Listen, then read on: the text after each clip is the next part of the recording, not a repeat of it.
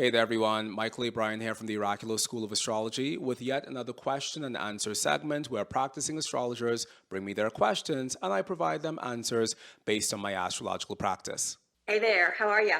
Doing great. Good, good. So my question, and I know we've talked about this a lot, but I'd love a concise soundbite on soft aspects between the Lord of a house, right? The Lord of the first house or the fourth house, seventh, whatever, and in particular the eighth and the 10th, and not the eighth in terms of partner's money, but the eighth and the 12th. Okay. Sounds like you want me to talk about death. Okay. All right. So the question has to do with soft aspects between the lords of houses. This is a very important question because whenever we look at the chart, we can look at the chart from two perspectives. We can either look at the chart from the perspective of the planets within that chart being the lords of houses, or the planets within that chart being the planets within that chart. Now, we speak about this as those planets being specific significators when they're the lords of houses versus those planets being universal significators when we're just viewing those planets as those planets themselves. And you know where I wrote about this in Mastering Traditional Astrology, A Depth of Beginning in the Celestial Art. Chapter 8, which is page 188 within this book, speaks about this exact same topic. And I'm just going to read you a section from that because it took me a long time to write it. So, page 189, Planets in Theory and Practice, chapter 8. Within traditional astrology, the planets are understood in one of two ways. Planets can either be universal significators or specific significators. Astrologically speaking, a significator is a symbolic representative of anything within our physical world. Planets will always represent certain themes or ideas universally. Venus, for example, is the universal significator of love and marriage. When Venus, or any planet for that matter, is viewed purely through the universal theme it represents, that planet is known as the universal significator. So when I specifically look at planets as universal significators, I never look at them with soft aspects. Now, for those of you who don't know, a soft aspect is a sextile or a trine. Those are our two soft aspects in traditional astrology. Some people include the semi-sextile in that as well, but in traditional astrology, we really don't have a major precedence for using the semi-sextile, because if two planets only have 30 degrees of arc between them, then those two planets from a traditional perspective aren't actually in any sort of aspect relationship with each other.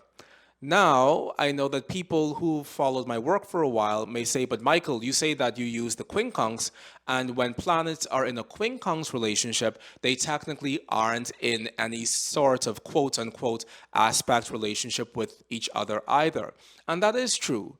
A quincunx is when planets have a 150-degree arc opening between them. And when planets have a 150-degree arc opening between them, they aren't in any sort of aspect relationship whatsoever. They are literally in the relationship that is literally called a non-aspect. However, the quincunx tends to act in a more malefic or a more challenging way that causes it to be noteworthy than the semi-sextile does. So whereas both the semi-sextile and the quincunx are not aspects within traditional astrology, of those two non-aspects, the quincunx is the only one that seems to act in a demonstrable and event-based sort of way. If you have two planets within your chart that are in quincunx relationships with each other, then those two planets are engaged in the deepest sort of warfare known to astrology. And I dare say that the quincunx is more malefic even than the opposition or the square. And I think I don't really want to go into this, and I'm not going to go into it because that example is very specific and it's also very traumatic. And not traumatic for me, but it's a very traumatic story, and I don't want for people to take away sound bites that really represent very sensitive topics and then use them to justify only using them outside of the context of a full chart reading. Whenever we say anything to a person, we always need to say that encroached within the larger sphere of knowing exactly what's going on within their chart as a whole. We can never look at one thing within a person's chart and use that one thing within a person's chart to define the entire story of their lives, which is a part of why I get very agitated when people do that. I won't give specific examples because I just won't, but it's a very crazy thing. So the quincunx definitely is used, but the semi-sextile isn't used.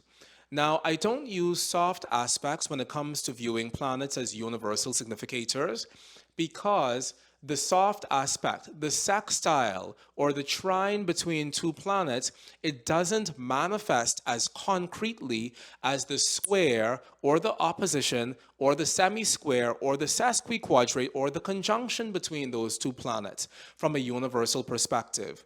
When Venus and Saturn have a trine relationship, fine. Maybe it means that that person has a very mature understanding of love. However, when Venus and Saturn are in a conjunction, a semi-square, a square, a sesquiquadrate, or an opposition, it brings out the full concrete reality of the Venus-Saturn story in ways like the Venus-Saturn trine could never. And the reason for that is because hard aspects from a traditional perspective make things happen, whereas soft aspects facilitate things happening. So whenever I'm looking at a planet, or whenever I'm looking at two or more planets universally, as in Saturn represents restriction, Jupiter represents abundance, Mars represents warfare and our blood relations, the Sun represents our willpower, our father and our physical body, Venus represents love and our sisters and creativity. Mercury represents communication and commerce and speaking, and the moon is representing our mother and our family in general. Whenever I'm using the planets from a universal perspective, I only look at them and the stories they're saying from the perspective of their hard aspects only. Now, if I'm looking at planets from their specific perspective, as in planets being the specific rulers of houses, then I use the soft aspects, the hard aspects together. And what I mean, just so that we can be extremely clear about this, is that whenever I look at a planet and I say that this planet is the lord of the blah blah house, and this other planet is the lord of the blah blah house, and these two planets are in a trine relationship with each other, that is the only time when I use the entire suite of Ptolemaic aspects. And for those of you who don't know, the Ptolemaic aspects are the sextile, the square, the trine, and the opposition. Why is a conjunction not listed amongst the Ptolemaic aspects? Because a conjunction is not an aspect. And I've said this time and time again, and I've even recently done a webinar on all the reasons why a conjunction isn't an aspect. So if you want to watch that, you can watch it for yourself. But a conjunction isn't an aspect. When we're looking at the planets as the lords of houses, that is when we speak about the planets via any one of those four Ptolemaic aspects, and we also include the conjunction in that. Now, the conjunction has always been thrown in amongst the aspects since time immemorial, and everybody who you read from the 9th century straight up until the end of the 18th century says that a conjunction isn't really an aspect. However, we might as well throw it in amongst the aspects, even if a conjunction defies our technical definition of what an aspect is. So fine, we'll throw the conjunction in that, but as technically advanced astrologers, we all should know that a conjunction technically isn't an aspect. When we're speaking about the planets as the lords of houses, then we say, the lord of my first house is having a wonderful sextile relationship with the lord of my second house. Because that is how we begin to build concrete analyses of what's going on within the person's chart.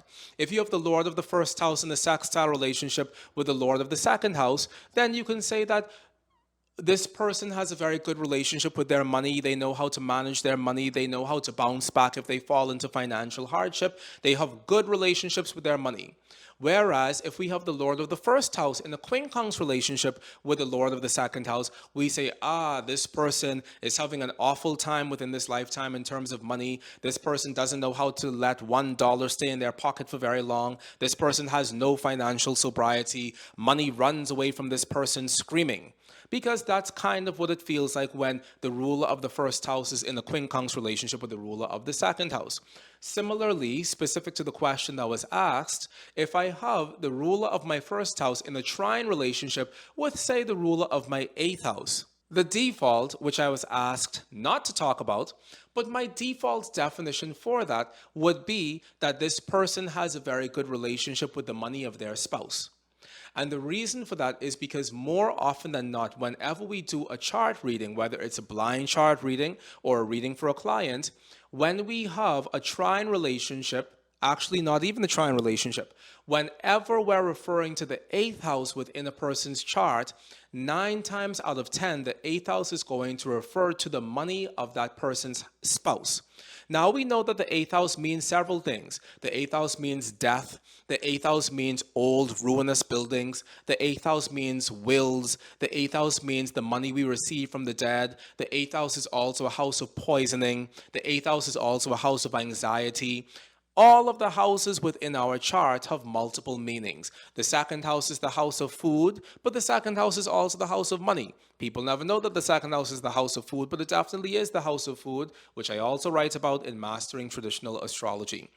The fifth house, for example, is the house of our children, our pleasure, our entertainment, our creativity. It's specifically the house of the womb when we're looking at a chart from the perspective of fertility. But of all of those topics, the topic that tends to come up the most universally for people is the topic of children. Similarly, the sixth house is the house of our small animals and our sickness and the things that ail us and our employees and the money that we make from our employees. However, more often than not, the sixth house specifically represents sickness within a person's chart. So when it comes to the 12 houses, we have to, yes, know all of the things associated with the 12 houses, but we also have to know what specific things are more likely to come up when we're discussing a particular house versus what that house might mean in general. And this is a very refined art. I teach it at the Oraculos School of Astrology, but it's important for us to know how to do that. Because when we're talking about the fourth house, what are we actually talking about? Are we talking about our father or are we talking about our family? When we're talking about the ninth house, what are we actually talking about? Are we talking about foreign travel or are we talking about religion or are we talking about higher education? All of the houses have multiple meanings, and it requires a lot of skill to know at what point in time we should draw on one meaning versus another, which is another topic for another day.